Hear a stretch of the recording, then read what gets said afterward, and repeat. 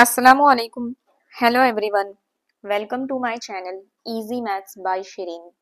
आज के वीडियो में हम जो है वो 10th स्टैंडर्ड की ज्योमेट्री का सर्कल जो आपका चैप्टर है उसमें एक बहुत ही इंपॉर्टेंट थ्योरम है जिसका आपको यूज एक्सरसाइज में आएगा, आपको वैल्यू फाइंड आउट करने के लिए कहेगा। तो ये आपको थ्योरम एक्टिविटी बेस्ड में एग्जाम में भी आ सकता है, बहुत इजी है। चलिए हम देखते हैं कि इसको हम कैसे जो है प्रूव करने वाले हैं। और मैं सबसे पहले आपको स्टेटमेंट पढ़कर बताती हूँ, इसके कीवर्ड्स को हम अंडरलाइन करेंगे और उसके बाद जो है हम इसका थ्योरम स्टार्ट करते हैं। ठीक है, चलिए देखिए सबसे पहले क्या है, theorem of external division of chords. Statement है, if sequence containing chords AB and CD of a circle intersect outside the circle in point E, then AE into EB is equal to CE into ED।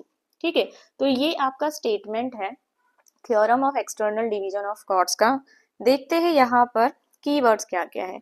तो keywords, मुझे सबसे पहला keyword मुझे मिल रहा है सीकेंस। मतलब ये जो थ्योरम है वो सीकेंस है जिसके अंदर कॉर्ड्स है, और कॉर्ड्स की नेमिंग क्या दी हुई है, ए बी और सी डी। ये दोनों जो कॉर्ड्स है वो आउटसाइड, ठीक है, मतलब सर्कल के आउटसाइड एक दूसरे को इंटरसेक्ट करते हैं पॉइंट ई पर। तो अगर आपके पास कोई ऐसा फिगर दिया हुआ है क्वेश्चन में जिसमें आपको सीकेंस है बट उस सीकेंस में कॉर्ड दे रहे हैं, चाहे नेमिंग कोई भी हो, पी क्यू आर एस कोई भी, लेकिन अगर वो आउटसाइड द सर्कल इंटरसेक्ट कर रहे हैं किसी भी पॉइंट पर, ठीक है, यहाँ पर केस ए बी और सी डी और ई है, तो इसीलिए यहाँ पर इसका थ्योरम का जो हम लोग प्रूव करने वाले हैं वो होगा A E into E B is equal to C E into E D. तो ये जो है इन दी एंड हमको प्रूव करके बताना है। अब देखो सेम ये स्टेटमेंट हम यहाँ पर फिगर में देखते हैं कि ये कैसे अप्लाई होगा। तो यहाँ पर दिया है सीकेंस होना चाहिए। तो देखो ये जो मेरा है ना लाइन, ये जो आपको ब्राउन में ये पूरी लाइन दिख रही है, ये एक सीकेंट है और ये एक सीकेंट है। ठीक है, अब इन सीकेंड में देखो मेरे पास ए बी एक कॉर्ड है और सी डी जो है वो दूसरा कॉर्ड है। ये दोनों कॉर्ड इस सर्कल के आउटसाइड में है ना, आउटसाइड जा रहा है ना, ये दोनों देखो एरो जो है, ये जो दोनों है ये आउटसाइड द सर्कल जा रहे हैं और पॉइंट ई पर एक दूसरे को इंटरसेक्ट कर रहे हैं। ठीक है, और हमको प्रूव क्या करना है A E into E B is equal to CE into E B. मतलब बड़ी वाली साइड इंटू बाहर वाली side is equal to again बड़ी वाली साइड इंटू बाहर वाली साइड। ये है एक्सटर्नल डिवीजन ऑफ कॉर्ड्स का थ्योरम। ओके, तो देखो यहाँ पर सबसे पहले हम लोग गिवन लिखते हैं। गिवन में हमको क्या दिया हुआ है कि हमारे पास कॉर्ड्स ए बी और सी डी है जो इंटरसेक्ट कर रहे हैं outside the circle eight point ई, और हमको प्रूफ क्या करना है, बड़ी वाली साइड इंटू बाहर वाली साइड इज इक्वल टू बड़ी वाली साइड इंटू बाहर वाली साइड। ये एक बोलते ना नॉर्मल एक लैंग्वेज है, एक आप कह सकते हैं एक ट्रिक है इस थ्योरम के स्टेटमेंट को याद रखने के लिए, ताकि आप जब इसको आप अप्लाई करो आपके एक्सरसाइज में तो आपको याद रहे कि आपको किन दो साइड्स का मल्टीप्लीकेशन करना है और कौन से दो साइड के इक्वल है। तो मैं अपने सारे स्टूडेंट्स को ऐसे ही याद कराती हूँ, बड़ी वाली साइड इंटू बाहर वाली साइड इज इक्वल टू बड़ी वाली साइड इंटू बाहर वाली साइड। ठीक है, तो देखो यहाँ पर सबसे पहले कंस्ट्रक्शन बहुत इजी है। कंस्ट्रक्शन में क्या करना है, आपने ये जो दो सीकेंड ड्रॉ किया है तो उसका आपका ये जो कॉर्ड का एक पॉइंट है आपको दूसरे सीकेंड के एक पॉइंट से बस ज्वाइन करना है। अगेन पहले वाले जो सीकेंड है उसको दूसरे वाले सीकेंड के दूसरे वाले पॉइंट से ज्वाइन करना है। मतलब ऐसे आपको ड्रॉ करना है कि आपके पास ये वाला एक ट्राइंगल और ये वाला एक ट्राइंगल मिल जाना चाहिए। ठीक है, तो देखो यहाँ पर मुझे दो ट्राइंगल मिल रहे हैं, उन ट्राइंगल से ही जो है मेरा प्रूफ स्टार्ट होने वाला है। तो पहला ट्राइंगल है मेरे पास ए डी ई, ये जो ऊपर का ट्राइंगल दिख रहा है आप लोगों को ए डी ई, तो हम लोग यहाँ पे वही स्टार्ट करेंगे in triangle A D E. और दूसरा ट्राइंगल मुझे क्या मिल रहा है, दूसरा ट्राइंगल मुझे मिल रहा है सी बी ई, है ना, ये वाला ट्राइंगल। तो ये वाले ट्राइंगल का भी मैं यहाँ पे लिख देती हूँ नाम, क्या है, ट्राइंगल सी बी ई। अब देखते हैं इन दोनों ट्राइंगल में हमको क्या क्या कॉमन मिल रहा है, क्या कॉन्ग्रुएंट मिल रहा है, और किस तरह से हम लोग इन दोनों ट्राइंगल को सिमिलर प्रूव करेंगे। तो देखो सबसे पहले अगर मैं ट्राइंगल देखूं, ट्राइंगल ए ई डी या ए डी ई, तो इसमें ये वाला जो आपको एंगल दिख रहा है, एंगल ए ई डी, ये ट्राइंगल सी बी ई में भी आ रहा है ना, मतलब मैं इसको एंगल बी ई सी भी पढ़ सकती हूँ। तो इन दोनों में मेरा जो ये वाला एंगल है, ये वाला ट्राइंगल, अपर ट्राइंगल और लोअर ट्राइंगल, दोनों में भी कॉमन आ रहा है। तो मैं यहाँ पर क्या लिखूंगी, angle A E D is congruent with the angle B E C. और यहाँ पे रीजन क्या लिखना है आपको, कॉमन एंगल है ना, क्योंकि दोनों भी ट्राइंगल में ये एंगल जो है ये कॉमन है। नेक्स्ट देखो, नेक्स्ट हम लोगों को एक एंगल मिल रहा है यहाँ पर, वो एंगल है एंगल डी ए ई।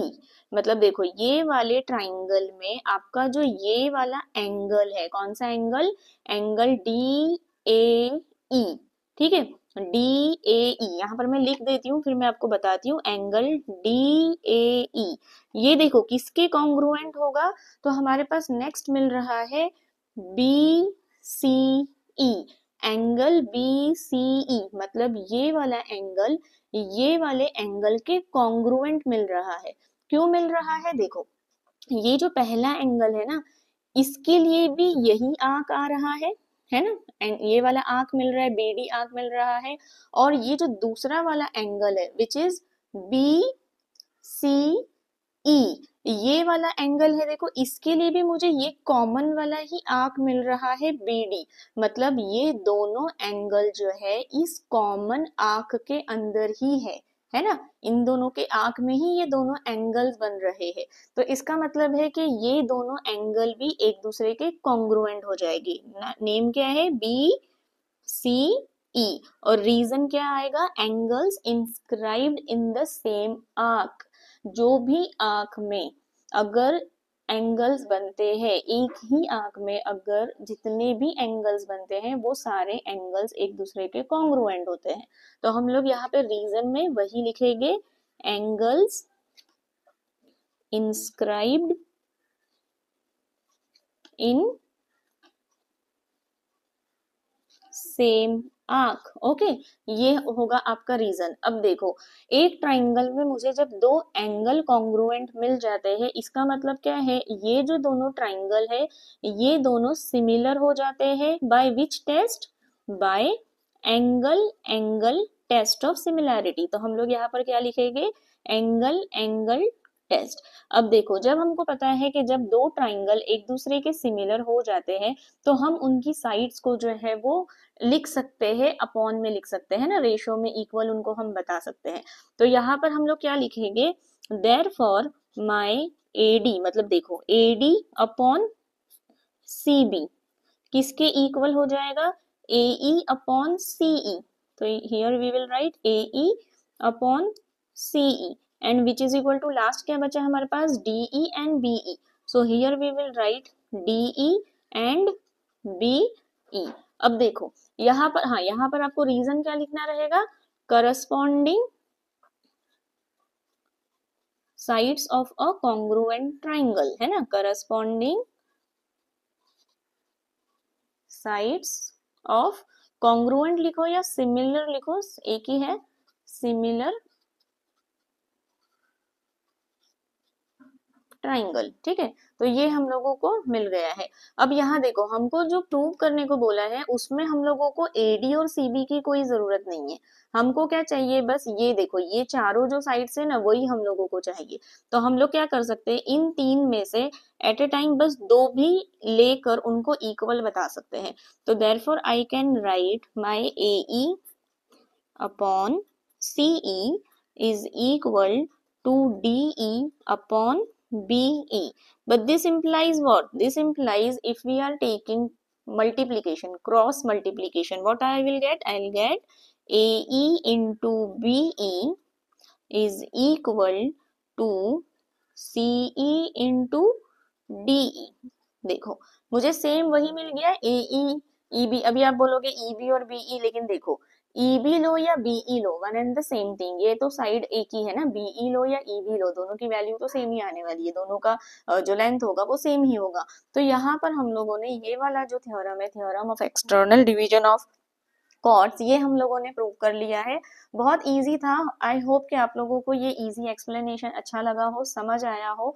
तो आप प्लीज मेरे इस वीडियो को ज्यादा से ज्यादा लाइक कीजिए, शेयर कीजिए अपने फैमिली के साथ, अपनी जो आपके फ्रेंड्स है, जो आपका ग्रुप होगा, आप ग्रुप स्टडी करते होगे तो आप एक दूसरे को बताइए मेरे वीडियो के बारे में, मेरे चैनल के बारे में।